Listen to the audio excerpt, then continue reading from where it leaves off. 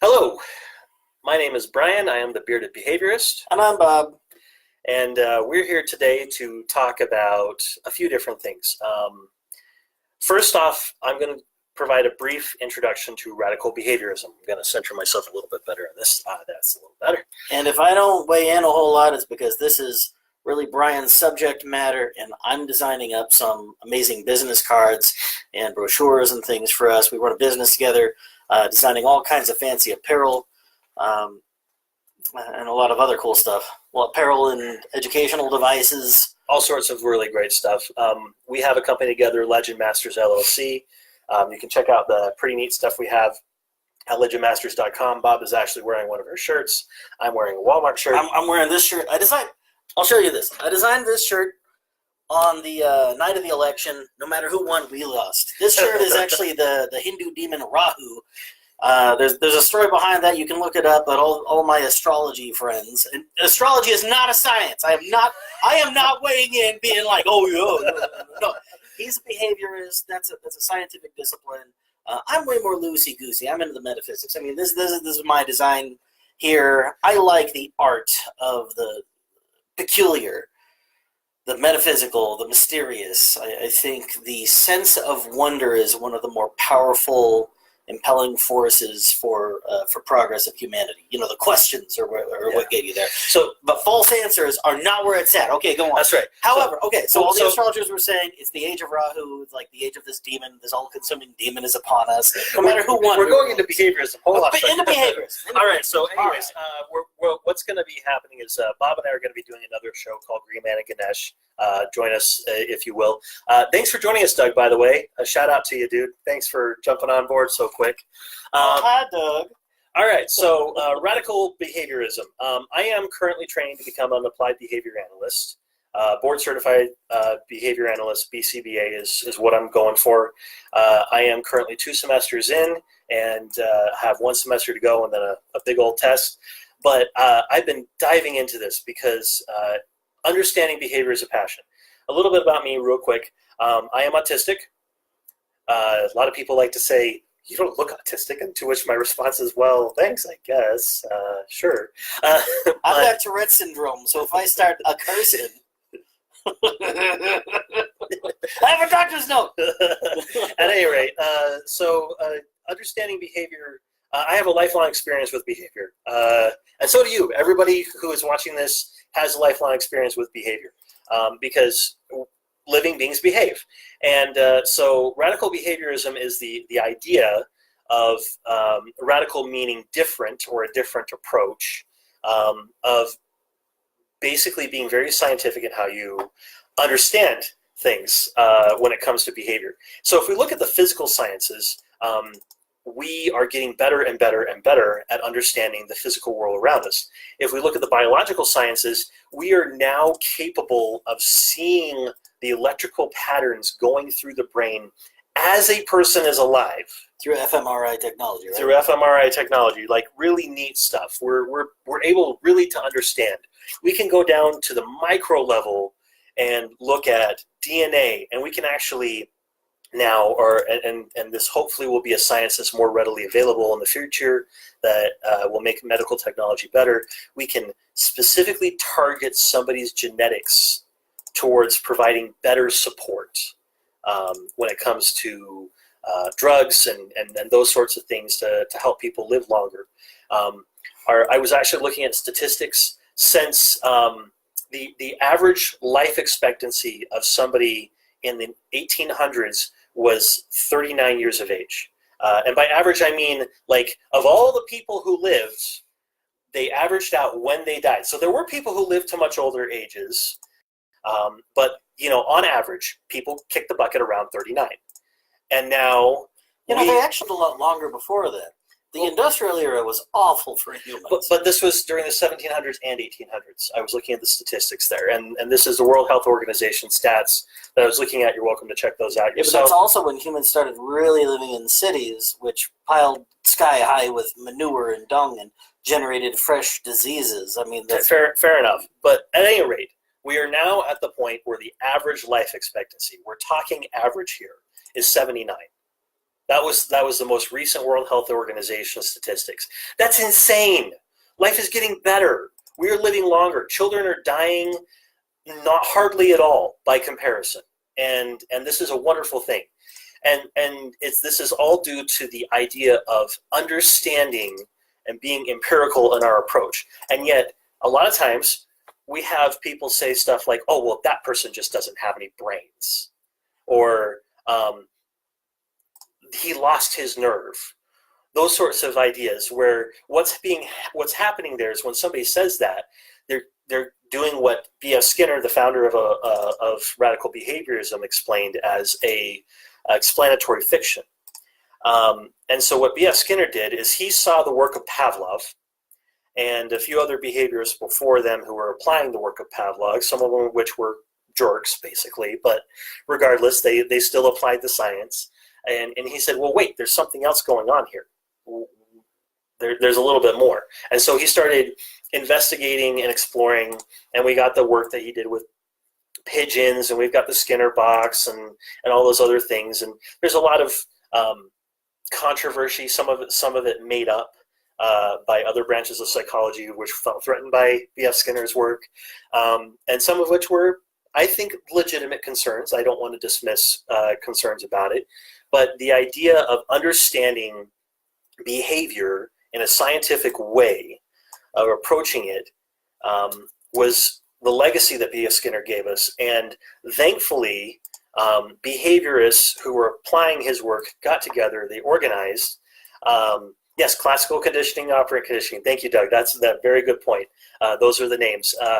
So radical behaviorists got together and they formed, because they didn't want to wait for government to tell them what to do. And there is now a behavior analysis board, of which I am underneath the ethical code. So with regards to that, first off, as of the recording of this video, I am not a BCBA. I am in training.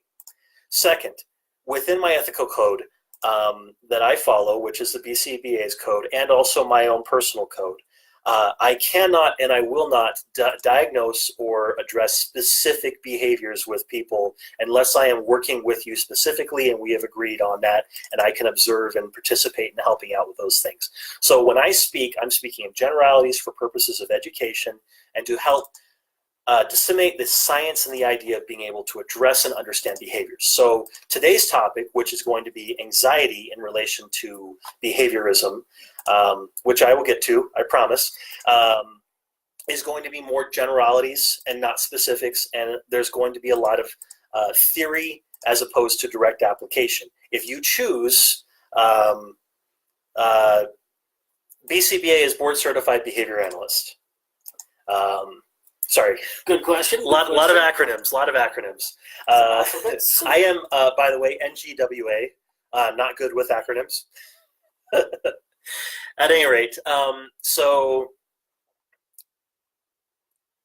these general terms and ideas that are going to be shared are terms and ideas that help us to understand behavior in a more functional way. So, got some questions? Question? Please spell out BCBA. No problem. All right. So, behavior analysis, understanding this sort of thing. When we're speaking about behavior, there are 4 possible functions of behavior, and every living being has these functions of behavior, as far as we can tell. The functions of behavior are, at least when it comes to higher life forms, social attention, access to tangibles or activities, preferred tangibles or activities, escape or avoidance, and sensory gosh darn my brain. Like sensory management or something? Sensory stimulus. There we go, sensory stimulus. So those are the 4 possible functions of behavior. And when we break down behaviors, we want to be as functional as possible. Now, when I say functional, I mean describing what we're seeing and trying to figure out why we're seeing it. So my favorite non-functional description that I get as a special ed teacher, And this is not by any means a dig against any one person. This is more just a common thing that I hear, and I hear it from maybe parents, teachers, all sorts of folks. But he was being disrespectful. That's a phrase that I will frequently hear. And so my response to that is, can you describe that for me? Well, he was rolling his eyes.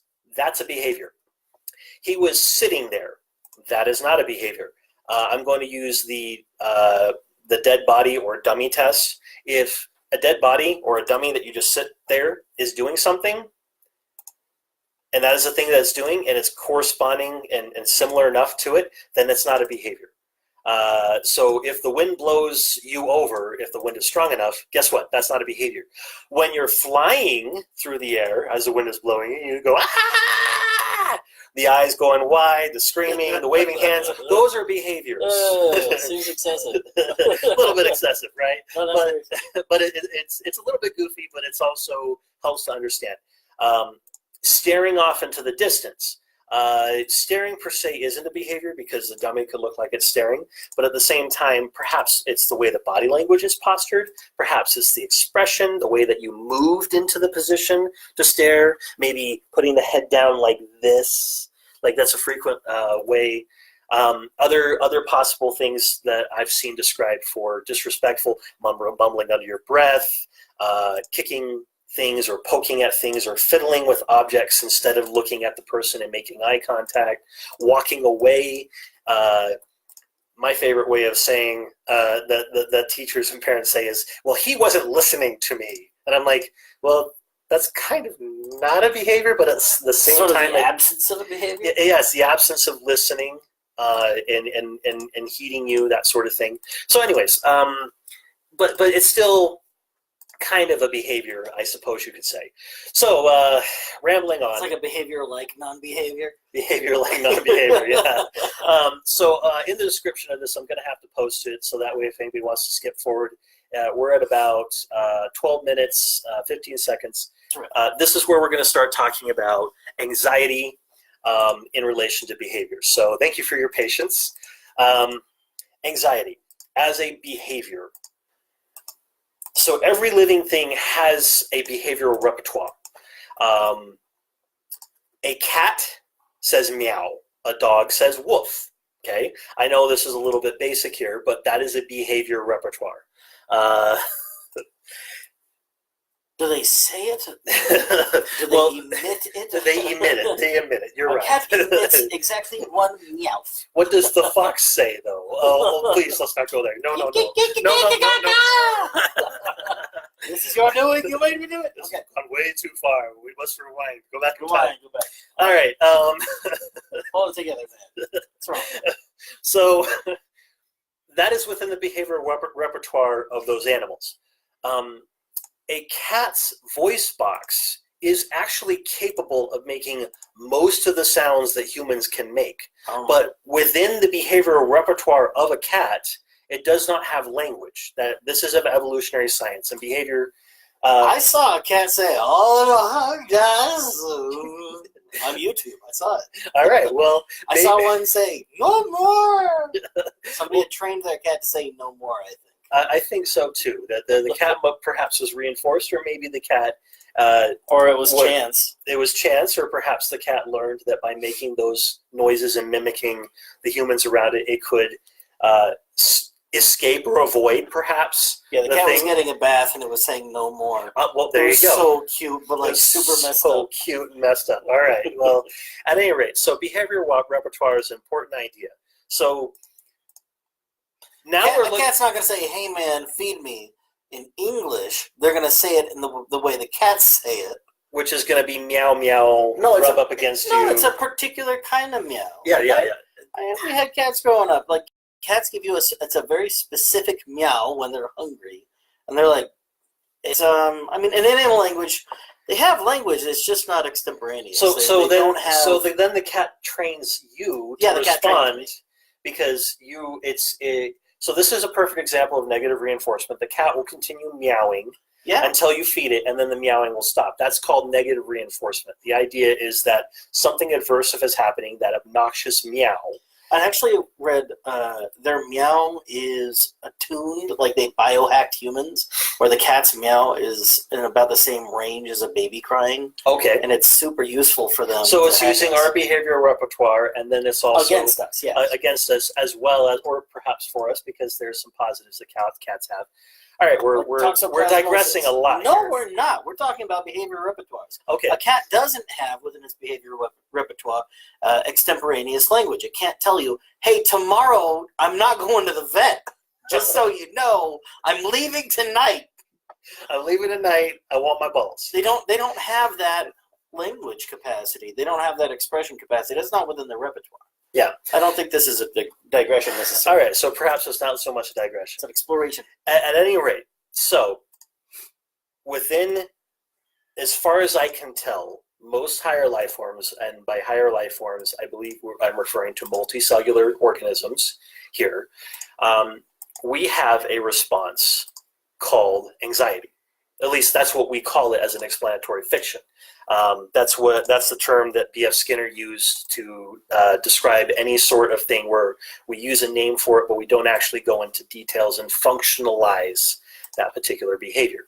So the explanatory fiction is, well, he's suffering from anxiety, or she is dealing with a lot of anxiety right now. If we functionalize those, though, and we look into it deeper, we begin to see the roots of anxiety. For example, a student I worked with a while back who had generalized anxiety disorder, there was a situation, this was a couple of years ago, where we had a unexpected fire alarm. During that day, they were doing some experiment in the labs, and there was a little bit of smoke, and it made the fire alarm go off.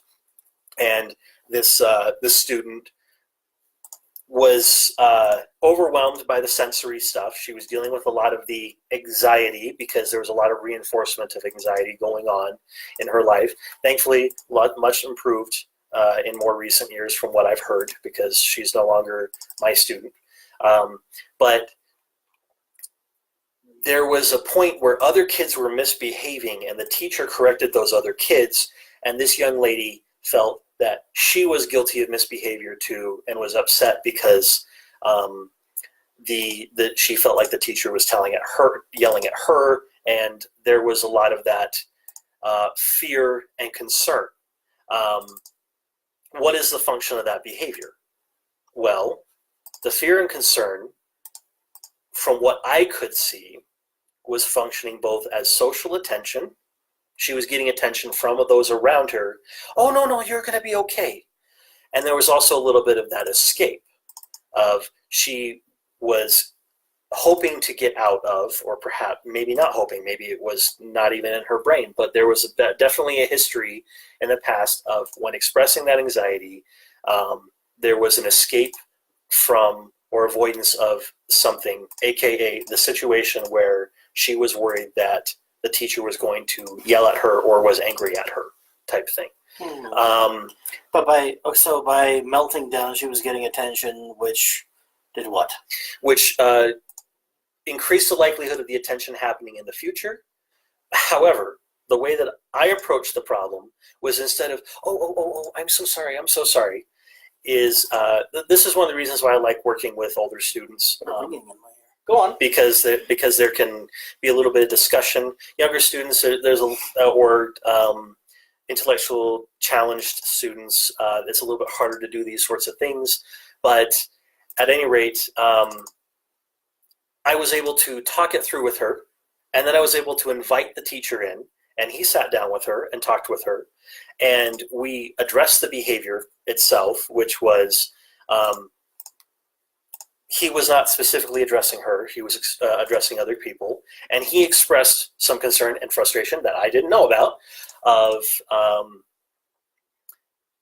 this young lady repeatedly taking things to be referring to her, and she getting upset by this. And so then I was able to give her a replacement behavior that the teacher could provide for her and prompt her for using, which replacement behavior was talking yourself through it, positive self-talk. which is self-reinforcing. There's some sensory there. And when the teacher looked to her in the future and said, hey, I want you to talk positive self-talk that through. I want you to self-talk. Then he gave her social attention, and then when she did the positive self-talk and self-corrected, he gave her more social attention in the form of praise, which is positively perceived attention, therefore creating community, which, again, going back to behavioral repertoires, humans are definitely very much craving a community and positive perceived attention, unlike octopus or other sorts of solitary type creatures. And so therefore, it reinforced further the behavior of addressing her own anxiety within herself. So she, to use an explanatory fiction, she was able to get self-control, which is one of the most weirdest descriptors ever, because self-control, well, what is self-control? It's actually a series of behaviors. It's a series of behaviors where you can figure out how to break things down and figure them out. And another book that I really, really love, that I definitely recommend and definitely should read, is Change Anything. It's by a company up in Orem, Utah, called Vital Smarts. There's 6 or 7 people who wrote in this, and check out their YouTube channel. The BS guys, Behavior Science guys. They have a few little things there. Just wonderful guys. And they're kind of unknown to them, mentors of mine, because I've been learning from them too, even before I got into behavior science. But they actually go through and they functionalize different ways to be able to change behaviors. And that's the idea. We want people to be able to understand how to solve their own problems by understanding the function. And when we're talking about itty bitties and little kids and even people around us, we can influence behavior. We can reinforce desirable behaviors through positive and negative reinforcement. And we can also punish undesirable behaviors through positive and negative punishment. Stay tuned for the articles that I'm going to be publishing on those, so that way you can learn a little bit more about those. But the point is that when we're talking about anxiety, anxiety is a behavior set. The emotions that you feel are in response to your environment. If we took a blood draw, we could see which chemicals are coursing through your body at any particular moment in time. If we were to put you under a functional MRI, we could watch all those beautiful little electrical currents going through your brain, and different parts of your brain are activating. If we look very closely at your facial expressions, this is a little bit less exact, but we can see how your body is reacting to this sensation, the emotion that you're feeling. But again, let's go back to it. What is the function of the behavior? Escape avoidance, social attention, access to tangibles or to activities, or sensory reinforcement. Those sorts of things are all there. Like when I'm hungry, I eat, and therefore when I feel satiated, my body has received the nutrients it needs, and therefore that's sensory reinforcement. That's kind of the hardest one to address out of all the 4 functions. So going back to anxiety and generalized anxiety disorder, we have a lot of folks out there who are dealing with a lot of anxiety. And I'm using the explanatory fiction component of that. So how do we address it? Theoretically, and this is all strictly theoretical, this is not me prescribing, this is not me in any way, shape, or form telling you you have to do these things. We have to ask ourselves the question, what is the function? Some people are anxious because they get attention. Some people are anxious because they get out of things. And it's not necessarily something that they're thinking about. They may not be aware of this. It's just that when that particular behavior response occurred in the past, they were able to either escape from or avoid something, which increased the likelihood of that behavior occurring again in the future. And so that would be reinforcement. That would actually be negative reinforcement because they avoided something that they considered aversive. Positive reinforcement is where you're adding something in. So think when you hear positive or negative reinforcement, don't think punishment and reward. Think either something is being added or something is being taken away. And that's really important to understand when we're talking about reinforcement, because reinforcement literally is increasing the likelihood of the behavior or behaviors like that occurring in the future. And the only way we can know if something is reinforcing or punishment is by looking at whether or not the behavior increases or decreases. If it decreases after the particular thing happens, then it turns out it's a punisher. So going back to anxiety, another thing is if someone is anxious and they have access to something, they get something for that sort of thing that they're doing, the anxiety that they're feeling. So let's say a kid is feeling anxious, and because they are expressing those symptoms or behaviors of anxiety, they are handed the toy that they want, or they're able to go and join the recess instead of following through with the consequence for the action that the teacher has set forth or the mom has set forth, that sort of thing. And then last but not least, by any means, is sensory.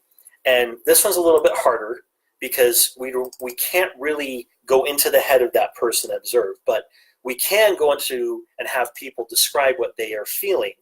And as somebody who has dealt with a lot of anxiety through my life, being autistic, ADD, ADHD, dysgraphic, all those fun things that came with me growing up, I can tell you that when we get into the habit of things, we get comfortable with feeling that way. And therefore, when that feeling goes away, there's a sensation of something being wrong. I'm being very vague in my descriptions, but to put it in very scientific terms, once something, a emotional set is reinforced for such an extent of time, because it is so reinforced, the absence of that emotional set can make one feel like something is not quite right. And then we start having extinction bursts, which is where someone's freaking out just because where the behavior increases, that sort of thing.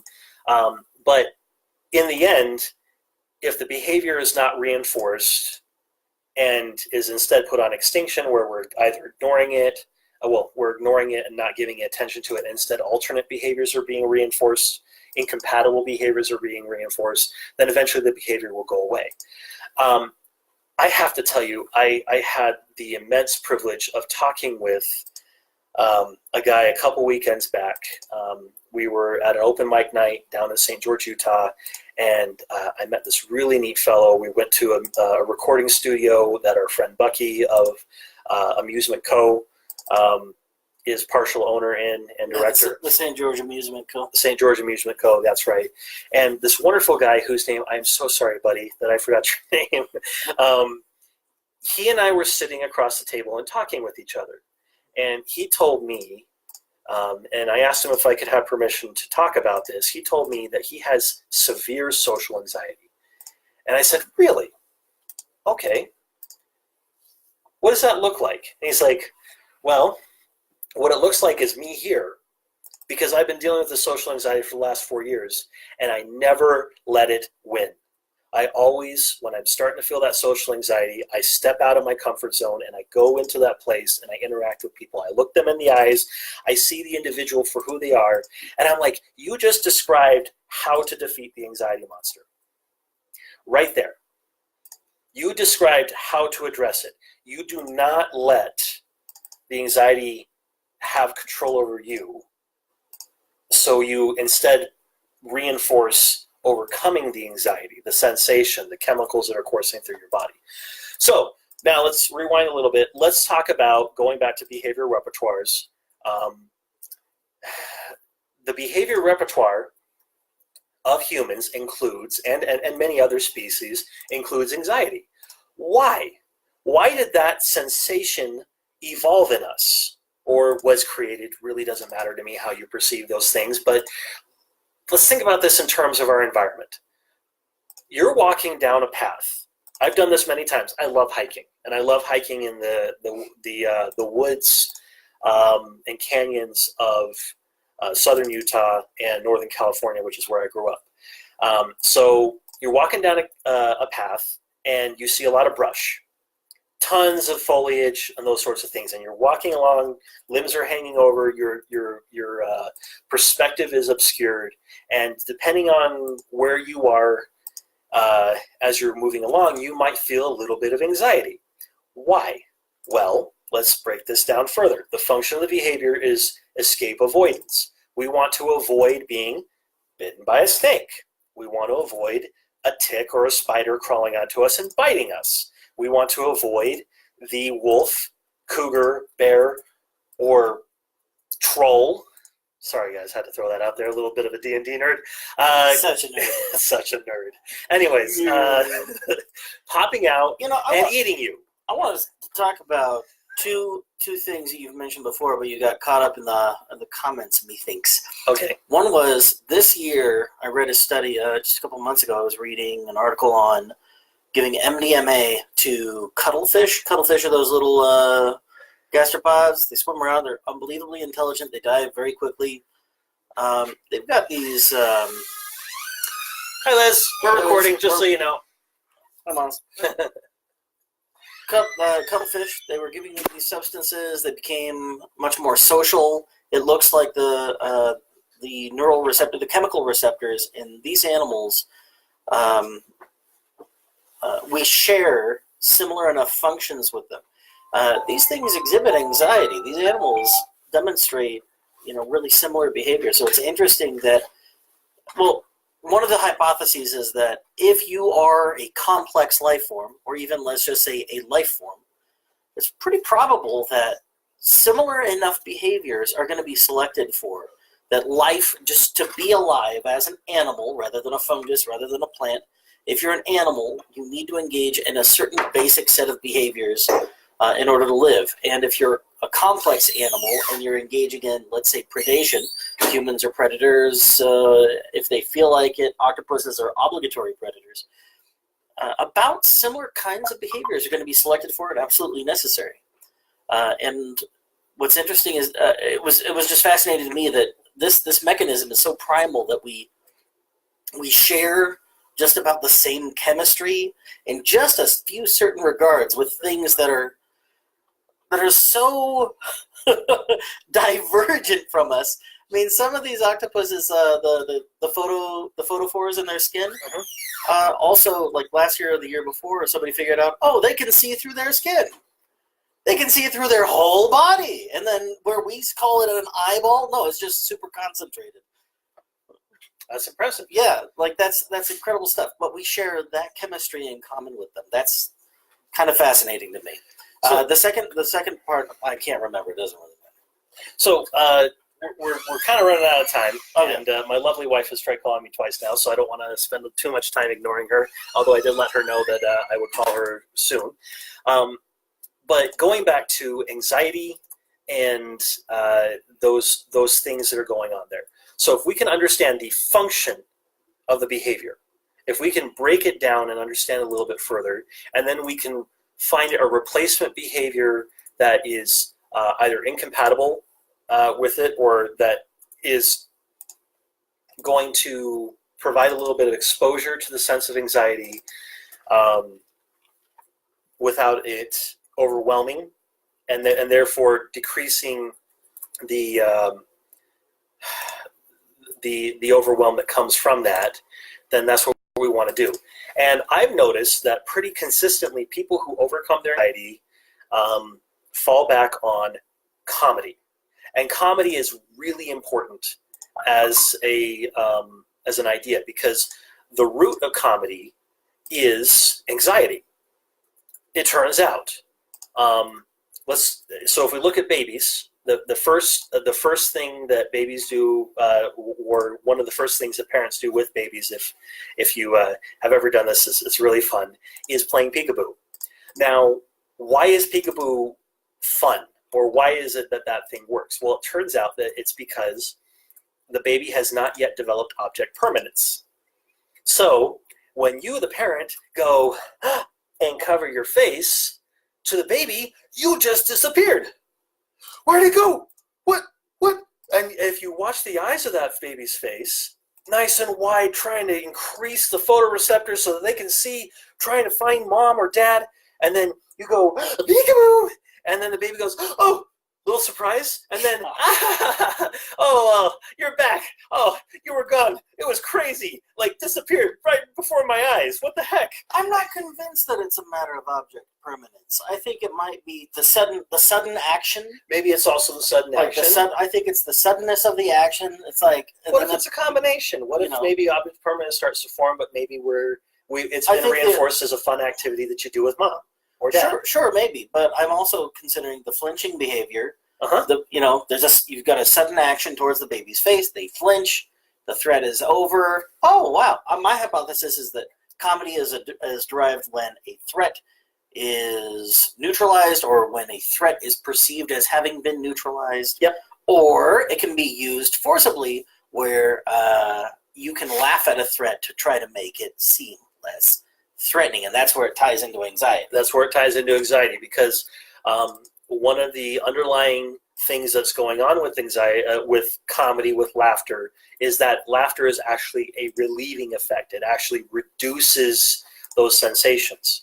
And so when we have somebody who laughs, that is probably because there was some sort of anxiety going on as a part of the whole process. So, for example, you've probably met those people who laugh in fear. Going to see a horror movie with Bob is horrendously hilarious and awful. Because it's not fun for anyone but me. I think it's a little bit amusing.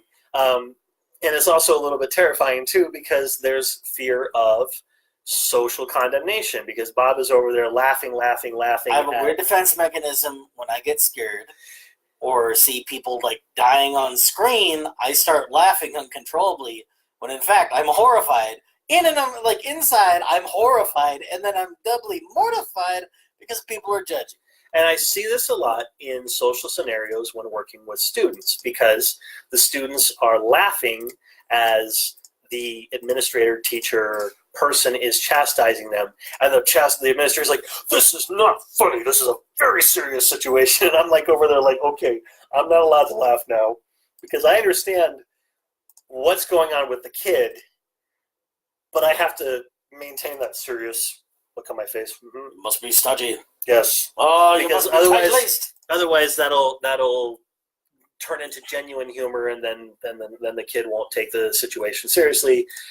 Blah blah blah blah blah. Anyways, so anxiety response, good way of addressing it is humor, because humor is addressing and looking at a threat that has been reduced, and you're feeling a sensation of relief, but you still have the anxiety there.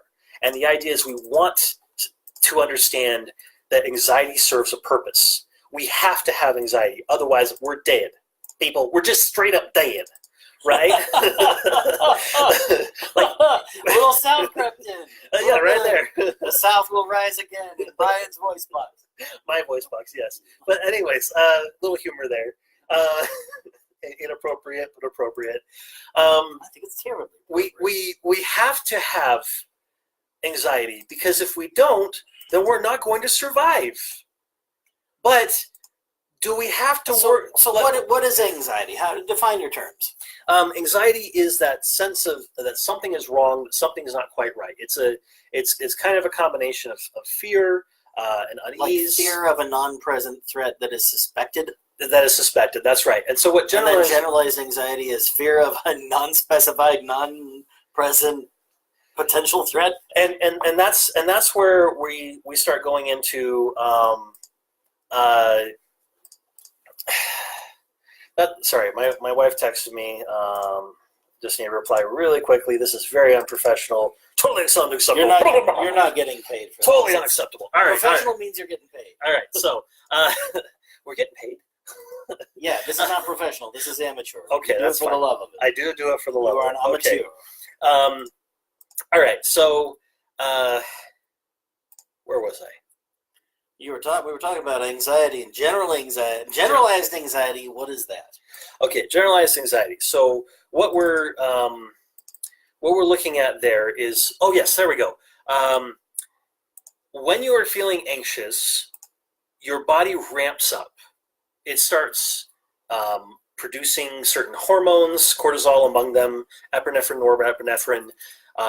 Your awareness increases. You're more sensitive to sound, more sensitive to light. The nerves on your or the sensation on your skin is a little bit more aware of what's going on. Hot, cold temperatures, shifts, those sorts of things, which are all a response to, hey, I need to survive. Let's survive. We're going to do this now, all right? And that's where all the cells of your bodies are working together. You're not operating through language, not operating necessarily so much through the Brokaw's area, but perhaps through other systems. Through other systems that we may not understand yet. But at any rate, so the digestive system goes on pause. A lot of things happen there. And once you're out of the dangerous, anxiety-inducing situation, all those things start back up again, you get a sense of relief. This is the reason why people like horror movies. At least most people like horror movies, because it's the sense of relief at the end of the horror movie. It's done. I'm out of that situation. Whew, I'm good. Also, there's a little bit of that sense of, that person's doing something stupid. I wouldn't do that. I'm not going to go down into the basement without a stinking shotgun. I'll tell you that. That's GTFO. That's actually one of the reasons I was discussing this with another guy named Brian, who was saying that the whole reason that the film Alien works so well is that Ripley, the main character, actually is going through making all the right choices, but everyone around her is not making the right choices. So she actually forms a really perfect sort of an everyman character where you would make those kinds of choices. You would make the wise choice, and everybody else around her is just kind of a schmuck. And as a consequence, she has to deal with their poor... she has to deal with the consequences of their bad decision-making processes. So that's one of the few well-written horror movies. Usually people just wander around like, hey, I'm going to go from room to room in this house and not bother to turn on the lights. Who knows why? Yep. Well, who knows why? I'm just going to make some terrible decisions.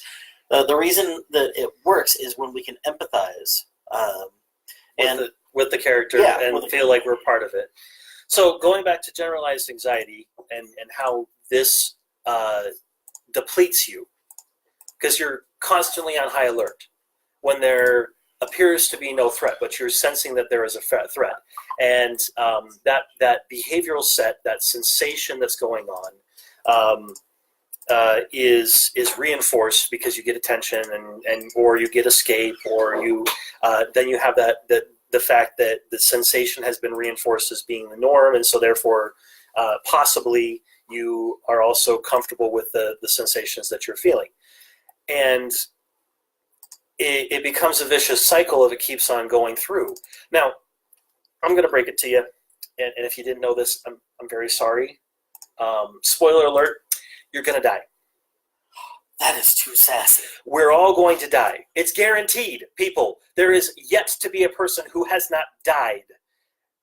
Like, we're all going to die. So just, if we come to accept that particular component, next, we want to survive as long as possible. Preferably pass on our genetics, preferably continue our species, maybe leave something behind.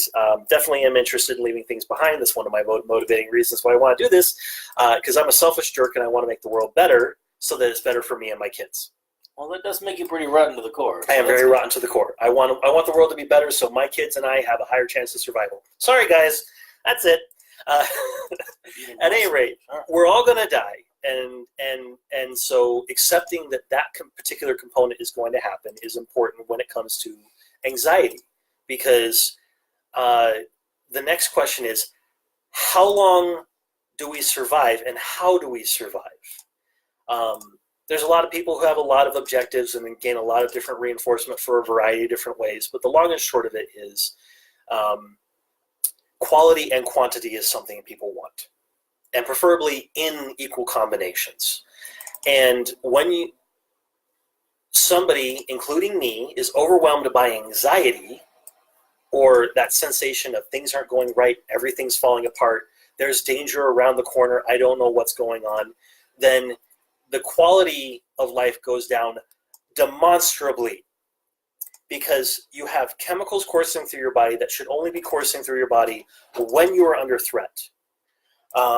You have problems where systems are being suspended or working partially in those particular situations that should be ramping back up again. You have digestive disorders, you have breathing disorders, you have all these other things that keep on happening and building up on each other into this vicious cycle.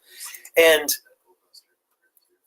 so when we're talking about living, thinking, breathing beings, and we're talking about anxiety, we want to try to figure out, how do we hack these behaviors? How do we change the function and put the anxiety behavior on extinction and replace it with a desirable behavior? Comedy is a good way. Gratitude is a good way. Feeling content with what you have. So this is actually a perfect segue. Going through and listing things that are important to you, that you are grateful for.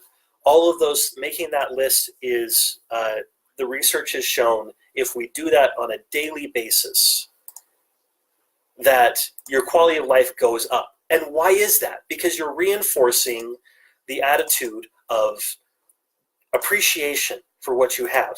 You're looking at what you have instead of what you don't have. You're looking at the lack of threat or the safety that you have instead of focusing in on the danger. Now, I'm not saying go through life always smiling and laughing and jumping around and everything is unicorn pokes and Skittles, because that's not realistic. Unicorn pokes? Unicorn poops. Oh, Skittles. poops. Yeah. Unicorn that's poops. poops are much better. Poop, yeah. Maybe unicorn pokes. Maybe they're poking. Hey. Anyways, but the idea is that there are a variety of things that you can do to counteract anxiety.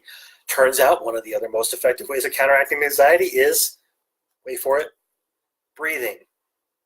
There's a lot of research coming out from a variety of different places that are showing that things like yogic-like practices, notice I say that because I'm not endorsing any particular type of yoga, but the breathing that they do, the systematic approach of doing those things is actually increasing your oxygenation in your blood, increasing the alkalinity of your body, reducing those hormones, and therefore providing relief. And therefore, when people get high off of yoga or other breathing type exercises, what they're literally doing is they're reinforcing how to overcome those particular things. And we can be functional in how we describe and understand these things. They don't have to be mystical and magical. Or maybe they can be. We can say they're mystical and magical, but we could say, but really, there's a reason. You know, some of the stuff has been coming to light due to guys like Wim Hof, who is working with a university in Belgium to measure how he's doing these things instead of making dogmatic assertions about what the yoga's doing for him. They're just running some blood tests while he does his thing, because they say, you can't do what you claim to do. He's the Iceman. He's had the subarctic ice swimming record. He's in his 50s. He's strong as Hercules. I don't know. He's that's a pretty amazing dude. Claim, definitely recommend checking him out. Yeah, Wim Hof, WIM-HOF, teaches you breathing techniques that allow you to gain access to gave him access to the hypothalamus and allowed him to control his body temperature. So the fact that they're measuring his blood, the fact that they're actually bothering to measure these things is, I think, pretty useful. Actually quantifying it instead of telling a story about it. So going back to the generalized anxiety, we need to put the anxiety, reinforcing of anxiety on extinction as a individual, as a society, as a whatever, and we need to put the replacement behaviors as something that we reinforce. This question actually came up because of a question that was asked to me today over dinner, and so this is a wonderful topic that is near and dear to my heart, because I have discovered that there are ways to be able to address anxiety. Now, my particular anxiety, the way I responded to anxiety when I still do, but to a lesser extent, is because I didn't like the sensation. I would get angry, ragey, perhaps you would go about saying, start yelling and talking very loudly. Part of that is also I'm partially deaf. I've got a lovely hearing aid now. It reduces a lot of my frustration because I can actually hear what people are saying. It's wonderful. And it makes a big difference. But anxiety doesn't necessarily mean turning into a quivering puddle. Like, or hiding, or, oh, I just don't want to adult today. That's another one of my favorite, not favorite things that people like to do. And so addressing these things comes down to skills, behaviors. It all comes back to behaviors. And we have behaviors that we can learn and use. And one of my favorite behaviors is something called funk. Gotta have that funk. It's called chunking, is one way of saying it. I just blanked on it. I think it was functional analysis. There we go. So basically taking the thing that you're feeling anxious about and breaking it down and making a list. Checking it twice. We know all those list makers, and Santa Claus is definitely not one of them because I don't think he struggles from anxiety. He's definitely a go-getter. I was going to go say something else that would have made some parents very upset, so I'm not going to say that, if you know what I mean. Anyways, Merry Christmas, folks. Merry Christmas. Anyways, but those list makers that you know in your life, those people who are the go-getters, is because they're making a list, they're breaking it down, and then they're self-reinforcing. They check the checkbox, and then they feel good because they did the thing, right? And that's the whole point behind that list making. Is it's not the list making that is the thing, it's the action of taking that thing, the tasks, breaking it down and checking it off and getting that reinforcement. And then somebody else looks at your checklist and they go, "Ooh, wow, you got a lot done there." And they're like, "Oh yeah, I know." And then maybe they're thinking about the future and they're saying, "Okay, if I get these things done, then I'm going to do this." Guess what? They just self-reinforced. I do that all the time. I say, if I can get my homework done by this particular time, I get to do this thing, XYZ, go on a hike, maybe play a video game for a little bit because I enjoy that. Maybe call up my buddy Bob and talk with him. Hey, buddy. Oh, hey, fella. Hey, friend. So being functional in how we address things, being more scientific in how we address things, and then just as importantly, being compassionate and understanding for folks that don't understand what's going on. Because nothing is more counterproductive than just calm down. That is not going to cause the problem to go away. But perhaps making eye contact with them and saying, "I totally understand where you're coming from." Okay? And then let's break this down together. Or perhaps we can do an antecedent intervention. Antecedent is anything that precedes the behavior that is happening. Maybe we can look at it and say, well, maybe the reason why this person has some generalized anxiety is because they're half deaf and they can't hear, and they're missing every other word or more. And so I'm going to do something that's going to help them out because money is a stressor. I'm going to help them pay for a hearing aid. Thanks, Mom and Dad.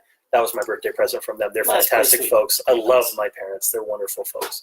So that was a functional analysis that my parents did, and they didn't think of it in scientific terms, but they saw that I was stressed out, and they know that I'm half deaf because of some hearing loss that I had as a kid.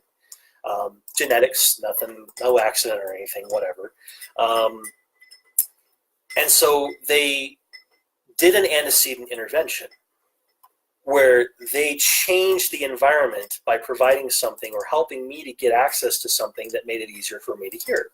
And my stress levels have dramatically reduced since I got this hearing aid. I've had it for about 2 weeks now, and it is wonderful because I can hear so much more.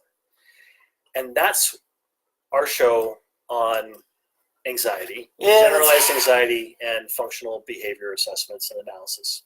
Yeah. Got anything you want to add to everything else you've said? So this show has been sponsored in part by legendmasters.com. Go check out our really neat products and things. Has also been sponsored in part by Octopus Apothecary, which is about to open up in Cedar City. We're really excited to have them. And also has been sponsored in part by So It Seems, Alterations, and More, and Twice Upon a Child. Same store, run by my lovely wife, Heather, and she provides some amazing seamstressing services, custom-made clothes, those sorts of things. Appreciate you guys catching the show. We look forward to you viewing Green Man and Ganesh as we get that show launched as well. And love you guys. Be functional. What is the function? Let's figure these things out. Let's solve problems. And let's make the world a better place for us and for those around us. And to all, a good night. Good night.